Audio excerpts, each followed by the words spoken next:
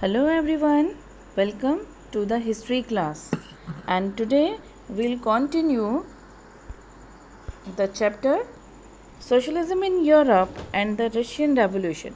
Okay, and today's topics will be the Russian Revolution, the Russian Empire in 1914, economy and society, and socialism in Russia. Okay, so let's start with today's topic, the Russian Revolution. तो यहाँ हम देख रहे हैं कि last topic जो हमने पढ़ा था that was socialism in Europe, right. ये आपने लास्ट टॉपिक में किया। सो अभी जो हम देख रहे हैं in this topic, right, what socialist जो थी they took over the government in Russia, ठीक है ना। इन्होंने रशिया की गवर्नमेंट जो है उसको टुक ओवर कर लिया था, ठीक है, थ्रू अक्टूबर रेवोल्यूशन, ठीक है। अक्टूबर रेवोल्यूशन के बाद हम देख रहे हैं कि वहाँ पे जो थी सोशलिस्ट सरकार बन गई थी एक तरह से, ठीक है ना। सोशलिस्ट गवर्नमेंट इन्होंने जो है टुक ओवर कर लिया था गवर्नमेंट पे। हम देख रहे हैं कि यहाँ पे फॉल ऑफ मोनार्की जो था, राजा का रूल, ये ख़त्म हो गया था, ठीक है, इन फरवरी 1917 में, राइट। एंड इवेंट्स जो थे, जो भी अक्टूबर में हुए इवेंट्स, उनको हम रशियन रेवोल्यूशन का नाम दे देते हैं। Okay, so let's next topic is the Russian empire in 1914। Here we can see Tsar Nicholas II was the ruler of the Russian Empire. Here the picture of Tsar Nicholas II in the White Hall of the Winter Palace, St. Petersburg, 1900, okay, and painted by Ernest Lipgard. यहाँ पे आप देखिए it is given, the picture is given at the page number 30, right। तो ये है ruler Russian empire के, right, ज़ार Nicholas II। तो emperor थे ये, राइट। और इनके अलावा इनके अंडर जो टेरिटरीज आती थी, ठीक है ना, मॉस्को हो गया, रशियन एम्पायर, इसमें अभी जो है अभी के डेज़ में हम देखते हैं उनको बोलते हैं Finland, Latvia, Lithuania, Estonia, Poland, Ukraine, Belarus, ये सारे रशियन एम्पायर का पार्ट होते थे। क्लियर। और हम इसको पिक्चर्स की फॉर्म में अगर समझना चाहें तो यहाँ पे हम देख सकते हैं, I have just shown here the map. So this is Russian empire, right. तो हम अभी बात कर रहे थे that is Finland, right. Here the Finland is given and here next part अगर हम बात करते हैं लटीविया, LAT, ठीक है, this is for Latvia. And Lithuania, Lithuania for LITH, right, Lithuania. Estonia, EST, Estonia, right. And part of Poland, Ukraine and Belarus were the part of the Russia Empire. Okay, तो ये चीज़ें हमने देखी कि इस तरह से हमारे पास एक रशियन एम्पायर था।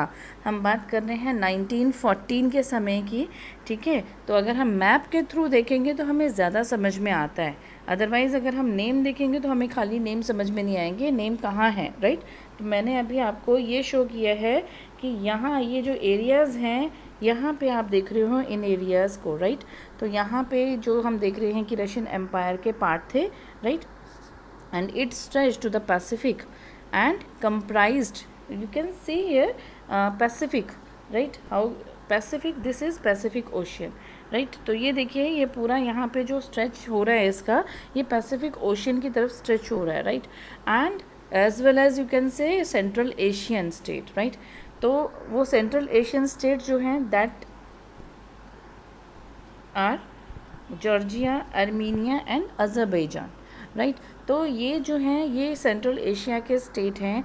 इतने एरिया जो हैं यहाँ तक हमारा रशियन एम्पायर जो था वो स्प्रेड था, वो फैला हुआ था, right. You can see here in this picture also, in this map also, this is Russia. अभी आप देख रहे हैं ना, जॉर्जिया इन पिंक हो गया, Armenia and Azerbaijan, they were also the part of Russian Empire, okay, and it stretches, you can see here the Black Sea and here the Caspian Sea। तो ये इनकी जो थी लोकेशन होती थी जिससे हम रशियन एम्पायर को पता कर सकते हैं, राइट। तो यहाँ पे आप देखिए अगर हम इसको, ये जो वर्ड मैप है, अगर इसको स्ट्रेच करते हैं तो you can see here, right, this area for central Asia, जो वहाँ पे हम देख रहे हैं Georgia, Armenia and Azerbaijan, right. तो यहाँ पे हमने इस चीज़ के बारे में नोट डाउन किया, राइट। तो ये हमारे एरियाज़ थे। अगर हम उसकी ज्योग्राफी देखते हैं रशियन एम्पायर की, अब बारी आती है रिलीजन की। ओके, तो जो मेजॉरिटी था रिलीजन का, that was Oxford Orthodox Christianity, right. तो वो था ऑर्थोडॉक्स क्रिश्चियनिटी, रिलीजन था जो कि हम देख रहे हैं कहाँ से आया, ग्रीक ऑर्थोडॉक्स चर्च से, राइट। तो ग्रीक ऑर्थोडॉक्स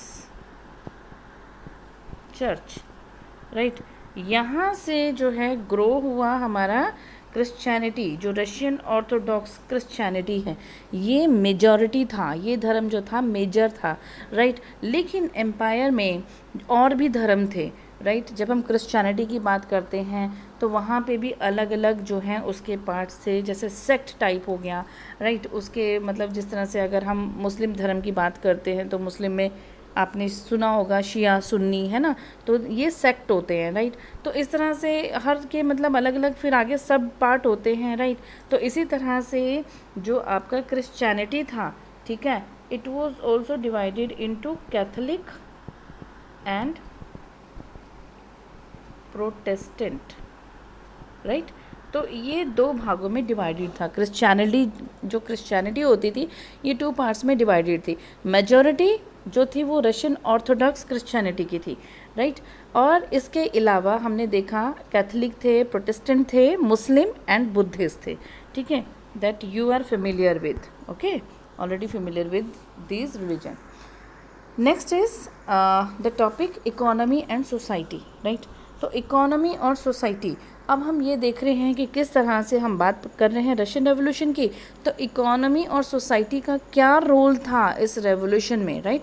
जैसे हमने लास्ट फ्रेंच रेवोल्यूशन में पढ़ा था कि क्यों ये फ्रेंच रेवोल्यूशन हुई थी, क्या रीज़न थे, तो यहाँ पे भी रशियन रेवोल्यूशन का कुछ ना कुछ तो ग्राउंड बना ही होगा, राइट। तो यहाँ पे हम देखते हैं इकोनॉमी और सोसाइटी के बारे में थोड़ा स्टडी कर लेते हैं, right.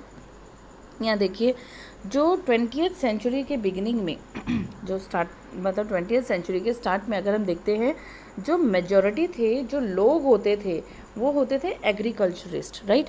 Agriculturist very well know about, जो खेती करते हैं, राइट। तो उनको एग्रीकल्चरिस्ट कहा जाता है। क्यों होते थे? क्योंकि यहाँ पे लैंड एरिया बहुत ज़्यादा था, जैसे कि आपने मैप में देखा, राइट। तो लैंड इतना ज़्यादा था यहाँ पे 85%, राइट। एग्रीकल्चरर्स जो होते थे वो 85%, जो रशिया की पॉपुलेशन होती थी ना, तो उसके 85% लोग जो थे एग्रीकल्चर से ही अपनी लिविंग चलाते थे, ठीक है ना। तो ये जो पोर्शन है, अगर हम इसे कंपेयर करें आगे और यूरोप की कंट्रीज़ के साथ, लेट्स सपोज विद फ्रांस, तो फ्रांस में ये जो परसेंटेज थी ये 40% थी, राइट। एंड अगर जर्मनी के साथ करते हैं तो जर्मनी में यही परसेंटेज जो थी वो 50% थी। तो सबसे ज़्यादा परसेंटेज जो थी ये रशिया की थी, जिसमें 85% जो लोग थे वो एग्रीकल्चर करते थे, राइट। और फिर हम ये देख रहे हैं कि ये क्या करते थे, ये मार्केट के लिए तो प्रोड्यूस करते ही थे, साथ में इनकी अपनी ज़रूरतें भी पूरी होती थी, राइट। क्योंकि इतनी ज़्यादा लैंड है, अपने लिए तो उगाते थे और साथ साथ में ये मार्केट के लिए भी प्रोड्यूस करते थे। मार्केट के लिए प्रोड्यूस करना मीन्स उसे सेल करना, एक्सपोर्ट करना। सो इस तरह से जो रशिया था, it was a major exporter of grain, ठीक है ना। तो ये जो था एक मेजर एक्सपोर्टर था ग्रेन का, राइट। फिर इंडस्ट्रीज़ की बात करते हैं, तो इंडस्ट्री जो थी ये बहुत कम थी, इंडस्ट्रीज़ बहुत कम होती थी। और जो प्रोमिनेंट इंडस्ट्रियल एरियाज़ होते थे, प्रोमिनेंट का मतलब हो जाता है फेमस, ठीक है ना। तो फेमस इंडस्ट्रियल एरियाज़ जो होते थे वो थे सेंट पीटर्सबर्ग एंड मॉस्को, ठीक है ना।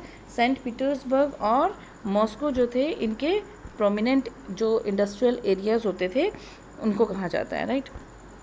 देन यहाँ पे this picture is given at page number 31 of your book. यहाँ पे आप देख सकते हैं कि अनएम्प्लॉयड पेजेंट्स जो थे in pre wars saint Petersburg में, राइट। सो बहुत सारे जो थे ये खाते थे लोग कहाँ, चैरिटेबल किचन्स में, ठीक है, चैरिटेबल किचन्स में खाते थे और ये पोअर हाउसेस में रहते थे, ओके। तो लार्ज फैक्ट्रीज़ हम देख रहे हैं, अभी हमने बात करी कि किस तरह से बहुत कम इंडस्ट्रीज़ होती थी और क्राफ्ट्समैन जो थे उन्होंने बहुत सारा काम जो था वो पकड़ा हुआ था, राइट। लेकिन जो लार्ज फैक्ट्रीज़ थी ना, वो हम देख रहे हैं क्राफ्ट वर्कशॉप के साथ ही रहती थी, है ना। लार्ज फैक्ट्रीज भी होती थी। क्राफ्ट्समैन ने काम तो पकड़ा हुआ था लेकिन फैक्ट्रीज भी थी। तो बहुत सारी फैक्ट्रीज जो हैं हम देख रहे हैं सेटअप हुई 1890s में, ठीक है। बहुत सारी फैक्ट्रीज सेटअप हुई। जब क्यों सेटअप हुई ये भी देख लेते हैं, रीज़न क्या हुआ। रशिया का रेलवे था नेटवर्क, ये एक्सटेंड हुआ, ठीक है, ये फैला, और फॉरेन इन्वेस्टमेंट जो था ये इंक्रीज़ हुई, राइट। एक तो रेलवेज़ जो हैं ये बड़ी, क्योंकि हम देख रहे हैं कि रेलवेज़, हम जब बात करते हैं तो रॉ मटेरियल को आगे फैक्ट्रीज तक पहुंचाना, फिर जो फिनिश्ड गुड है उसको आगे मार्केट तक ले जाना, तो इसके लिए रेलवेज़ का बड़ा एक कंट्रीब्यूशन रहता है, राइट। तो फॉरेन इन्वेस्टमेंट जो है ये इंक्रीज़ हुई, और कोल प्रोडक्शन जो था ये डबल हुआ, राइट। कोल प्रोडक्शन डबल हुआ। आयरन एंड स्टील आउटपुट जो था ये भी 4 टाइम्स हो गया। क्वाड्रुपल मीन्स 4 टाइम होना, ठीक है। तो स्टील प्रोडक्शन जो है ये भी 4 टाइम्स हो गया। तो ये चीज़ हम देख रहे हैं यहाँ पे। एंड बाय द 18, अगर हम बात करते हैं बाय द 1900s, ठीक है ना, 1900s तक कुछ एरिया में हम देख रहे हैं कि फैक्ट्री वर्कर्स और क्राफ्ट्समैन जो थे ये ऑलमोस्ट इक्वल हो गए थे, ठीक है ना, ऑलमोस्ट इक्वल हो गए थे। क्योंकि हम पहले देख रहे हैं क्राफ्ट्स की वो थे, क्राफ्ट्समैन ही होते थे, फिर बाद में फैक्ट्रीज जैसे जैसे बढ़नी शुरू हुई, तो फिर उसके बाद 1900s तक आते आते हम देख रहे हैं फैक्ट्री वर्कर और क्राफ्ट्समैन जो थे वो बराबर होने लग गए, ठीक है ना, इक्वल होने लग गए इन नंबर्स, राइट। तो फिर उसके बाद हम ये देखते हैं कि मोस्ट इंडस्ट्रीज़ जो थी, ठीक है, अब इंडस्ट्रीज़ की बात आती है, ये होती थी प्राइवेट प्रॉपर्टी, ठीक है। मोस्ट इंडस्ट्रीज जो होती थी ये प्राइवेट प्रॉपर्टी होती थी इंडस्ट्रियलिस्ट की, राइट। तो गवर्नमेंट जो होती थी यहाँ पे सुपरवाइज़ करती थी लार्ज फैक्ट्रीज़ को, ठीक है, उनको सुपरवाइज़ करती थी ताकि इंश्योर कर सके मिनिमम वेजेस को और लिमिटेड आवर ऑफ वर्क्स को।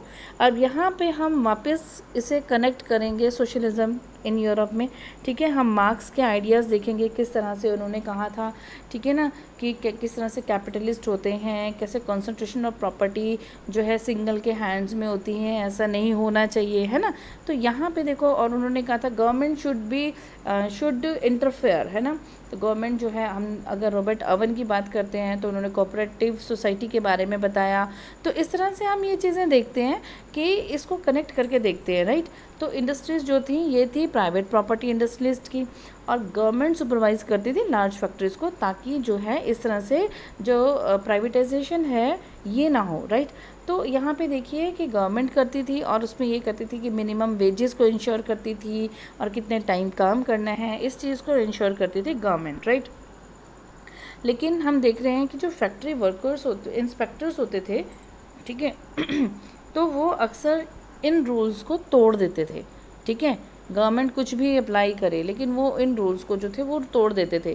क्राफ्ट यूनिट्स में बात करते हैं क्राफ्ट की अगर, तो यहाँ देखिए स्मॉल वर्कशॉप जो होते थे, ठीक है ना, यहाँ पे वर्किंग डे कभी कभी 15 आवर्स का हो जाता था।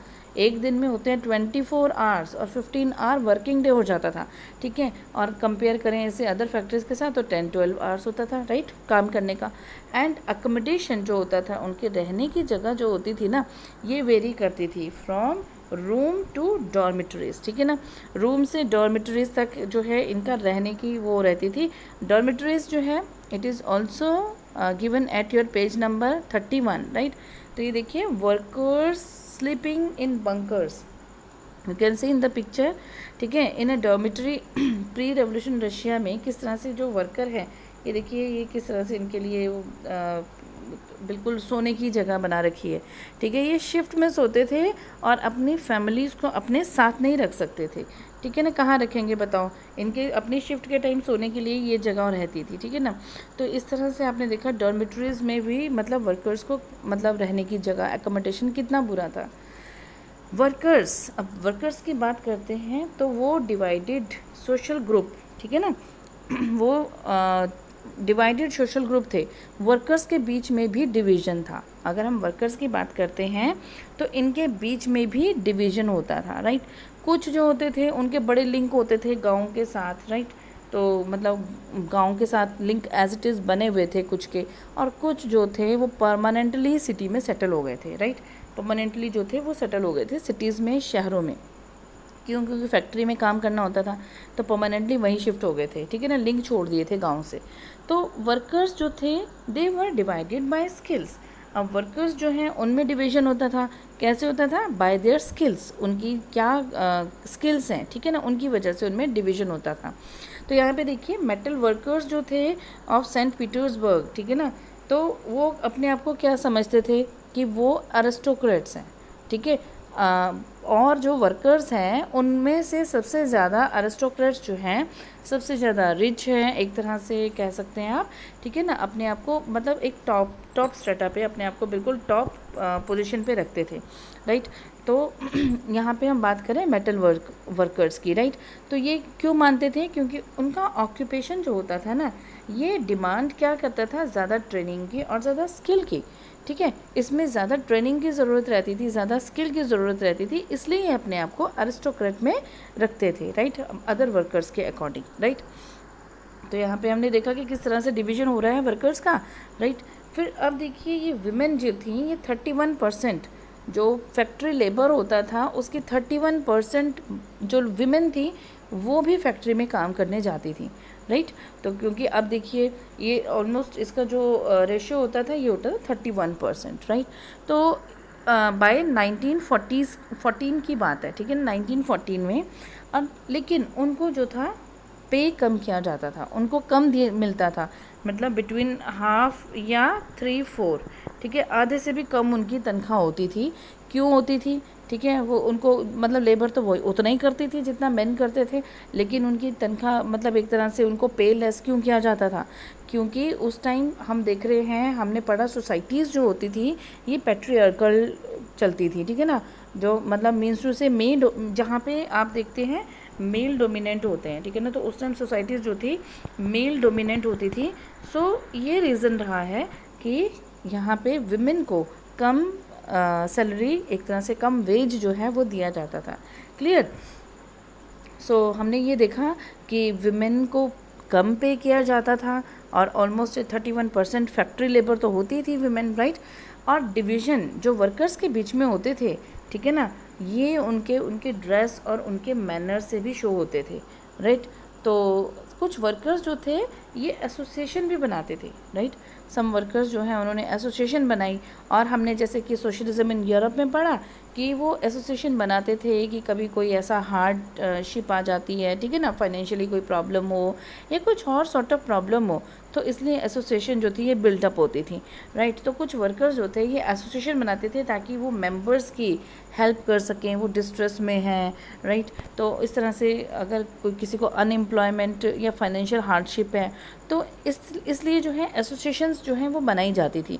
लेकिन ऐसे एसोसिएशन जो होती थी ये भी बहुत फ्यू होती थी, बहुत कम ऐसी एसोसिएशंस जो हैं ये बनाई जाती थी, राइट।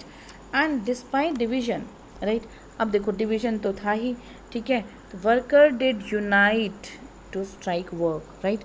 अब देखिए यहाँ पे जो अगर डिवीज़न है, ठीक है, हमने अभी देखा कि कितने सारी डिवीज़न थी, ठीक है ना, आपस में डिवीज़न हो रही थी वर्कर्स की कि नहीं हम जो है अरिस्टोक्रेट हैं, हम टॉप स्ट्रेटा में हैं, तुम लोअर स्ट्रेटा में हो, तो इस तरह से कुछ डिवीज़न होती थी। लेकिन जब ये जो है डिसअग्री होते थे एम्प्लॉयर के साथ, ठीक है, और या तो डिसमिसल पे हो गया या वर्क कंडीशन पे हो गया, तो जब इस तरह से होता था तो सब मिलके इकट्ठे हो जाते थे, यूनाइट हो जाते थे और क्या करते थे? स्ट्राइक वर्क करते थे, मीन्स टू से स्टॉप वर्क, राइट। तो वो जो थे वर्क को स्टॉप कर देते थे, उस मामले में इकट्ठे हो जाते थे, राइट। इसकी एग्जांपल लें, अगर जैसे आप 9th A और 9th B के स्टूडेंट हो, राइट, ये 9th A और 9th B के आप स्टूडेंट्स हो, राइट।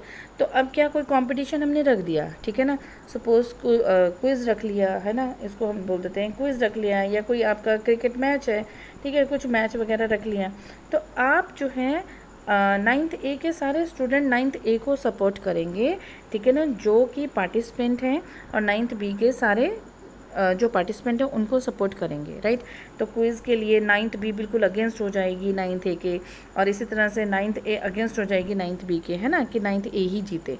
लेकिन अगर 9th और 10th का अगर बीच में कोई इस तरह से कंपटीशन है, ठीक है, क्विज़ है और यू कैन से मैच है, तब क्या करेंगे आप? आप 9th, यहाँ पे आप जो है आपकी क्लास शो हो रही है, यहाँ पे आपके सेक्शन जो है वो कोई मायने नहीं रख रही, राइट। तब उस कंडीशन में आप जो है 10th के अगेंस्ट होगे और अपने आप को सपोर्ट करोगे कि नहीं 9th क्लास जीतनी चाहिए, होता है ना ऐसे मैच में।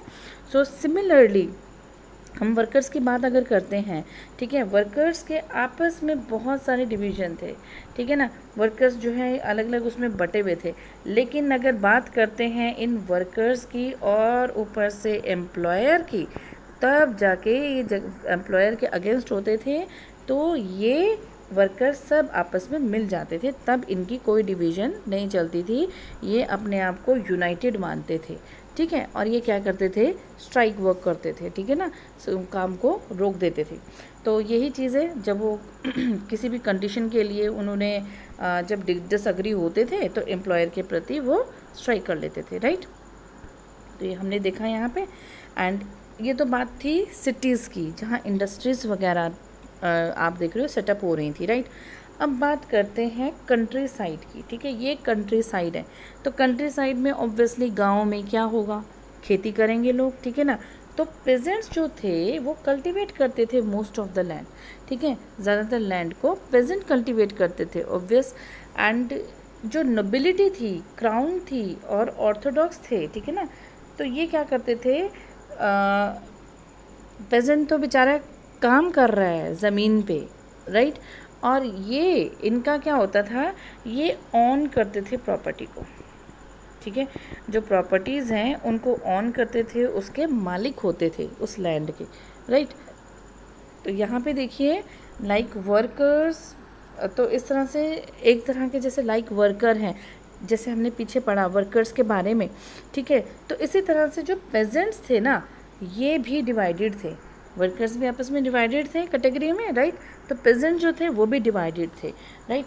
और साथ साथ में क्या थे, वो डीपली रिलीजियस, ठीक है ना, वो डीपली रिलीजियस भी थे, धार्मिक भी होते थे वो, right. But except in a few cases they had no respect, ध्यान रखिएगा, कुछ केसेस में उनको नोबिलिटी के लिए कोई रेस्पेक्ट नहीं देते थे वो, ठीक है। वो कोई रेस्पेक्ट नहीं करते थे नोबल्स को, राइट। क्यों नहीं करते थे, क्योंकि वो कहते थे कि नोबल को उनकी पावर और पोजीशन जो है ना वो किससे मिली है, ज़ार से, ठीक है, लोकल पॉपुलैरिटी से नहीं मिली है, वो लोकल पॉपुलैरिटी से उनको ये पोजीशन नहीं मिली है, उनको मिली है सिर्फ ज़ार की सर्विस करने पर, ठीक है। इसलिए वो लोग थे इनके अगेंस्ट, ठीक है ना, तो इनके खिलाफ थे, नोबल के खिलाफ। तो अगर हम फ्रांस की बात करते हैं तो वहाँ हम देख रहे हैं ब्रिटनी, राइट, एक जगह थी वहाँ पे ब्रिटनी, तो वहाँ पे पेजेंट जो थे वो नोबल्स के लिए लड़ते थे, ठीक है ना, नोबल को कुछ ना हो जाए, नोबल की सेफ्टी के लिए एक तरह से यू कैन से, तो वो उनके लिए फाउट करते थे, राइट। लेकिन रशिया में उल्टा था, ठीक है। अगर हम फ्रांस की बात कर लें तो वहाँ हमने बात की है, जो एबेसियस के बारे में बात पड़ी थी ना, मिराबियो, एबेसियस, तो इस तरह से हमने देखा कि वो किस तरह से सपोर्ट करते थे थर्ड स्टेट का। तभी तो अगर कोई उनको सपोर्ट करेगा तभी जो नॉर्मल पीपल हैं, ठीक है ना, कॉमन पीपल हैं, वो उनको रिस्पेक्ट करेंगे, राइट। तो इसी तरह से हमने यहाँ पे देखा। लेकिन रशिया में नोबल के अगेंस्ट थे पेजेंट्स, क्योंकि सिंपली उनका मानना था कि नोबल को जो लैंड है अपनी पॉपुलैरिटी से नहीं मिला है, ठीक है ना, उसकी जो अपनी पॉपुलैरिटी से नहीं मिला, उसको ज़ार की सर्विस करने पे मिला है, तो हम तो नहीं मानेंगे कि उसकी लैंड है, राइट। तो रशिया में पेजेंट जो थे वो क्या चाहते थे कि लैंड ऑफ द नोबल्स जो है वो उनको दी जाए, कि ये जो लैंड ज़ार ने उनको दी है ना, खुश होके, उनको ना दे के पेजेंट्स को दो, हमें दो, ठीक है ना, जो हम किसान हैं उनको दो। और उन्होंने क्या करना शुरू कर दिया, दे रिफ्यूज़ टू पे रेंट, उन्होंने रेंट पे करना रिफ्यूज़ करना शुरू कर दिया कि हम नहीं करेंगे, हम रेंट पे नहीं करेंगे, ठीक है।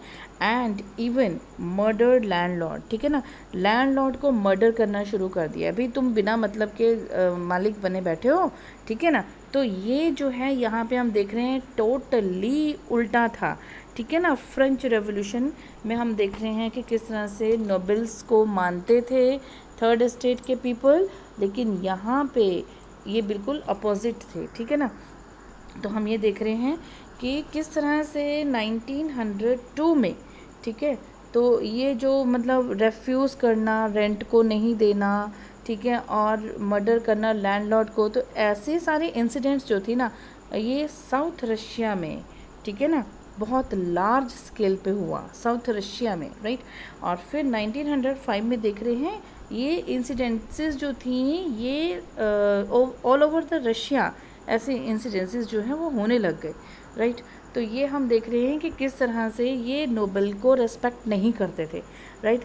एंड रशियन पेजेंट जो थे वो बिल्कुल डिफरेंट थे अदर यूरोपियन पेजेंट से, ठीक है। ये क्या करते थे, दे पूल्ड देयर लैंड, पूल्ड मतलब वो इकट्ठी करते थे, लैंड को जमा करते थे, ठीक है, together periodically. And their commune, उनके जो कम्यून थे या मीर थे वो क्या करते थे, डिवाइड करते थे इसको, ठीक है, अकॉर्डिंग टू द नीड्स, ठीक है ना, जो ज़रूरत है उनकी इंडिविजुअल फैमिलीज़, ठीक है ना।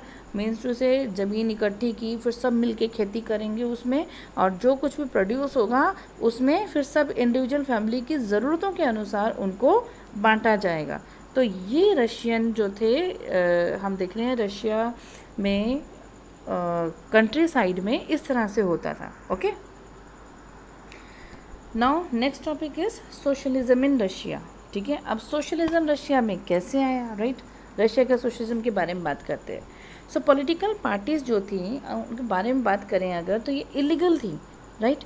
बिफोर 1914 से पहले पॉलिटिकल पार्टीज़ रशिया में नहीं होती थी, वो इलीगल थी, right. And the Russian social democratic worker, right, parties जो सोशलिस्ट ने बनाई, और क्यों बनाई, क्योंकि हमने पीछे पढ़ा था सोशलिज्म इन यूरोप में मार्क्स के बारे में, तो वो मार्क्स के आइडियाज़ से इन्फ्लुएंस थे, राइट। मार्क्स के जो आइडियाज़ थे वो टोटली हम देख रहे हैं, मार्क्स जो थे वो कम्युनिस्ट थे, ठीक है ना, किस तरह से समाज का भला चाहते थे, सारी प्रॉपर्टी चाहते थे कि वो जो कुछ भी हैं, जो काम कर रहे हैं सब में इक्वल होना चाहिए। तो इस तरह से लोग जो थे ना वो बहुत मानते थे, ठीक है ना, सोशलिस्ट द्वारा। इस वजह से सोशल डेमोक्रेटिक वर्कर पार्टी जो थी ये 1898 में बनाई गई, राइट।